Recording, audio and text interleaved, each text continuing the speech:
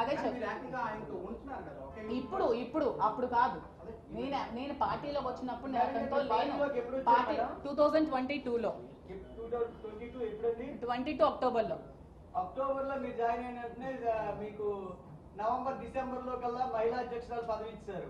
October లో join అయినప్పుడు October లోనే ఇచ్చేసారు. అది ఎలా సాధ్యం? అది ఎందుకంటే నాకున్న సర్కిల్ అండి, నాకు ఉమెన్ సర్కిల్ టక్కర్లో చాలా ఎక్కువ ఉంది. అందుకే ఆవిడ పిలిచారని చెప్తున్నాను కదా.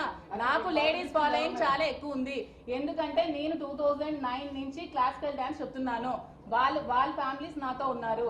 కోలాటం చెప్తున్నాను, వాళ్ళ ఫ్యామిలీస్ నాతో ఉన్నారు. వైశ్యస్ కమ్యూనిటీ మొత్తం నన్ను వాళ్ళ ఫ్యామిలీ పిల్లలా చూసుకుంటారు టక్కర్లో. ఇప్పుడు వాళ్ళ లేడీస్ మీద కూడా ఇక్కడ మర్చేశారు కదా. వైశ్యస్ ఫ్యామిలీస్ నా దగ్గర ఒక 100 మంది నేర్చుకున్నారు డాన్స్ నేర్చుకున్న లేడీస్ అందరికి. వాళ్ళందరూ లేడీస్ అందరూ వచ్చి వాళ్ళందరూ ఏవేవో చేసి వాళ్ళేమో బ్యాడ్ గా వీడియోస్ తీసి ప్రమోట్ చేసి వాళ్ళు బ్లాక్ మెయిల్ చేస్తున్నారని చెప్పారు. వాళ్ళందరికీ సమాధానం ఎవరు చెప్తారండి?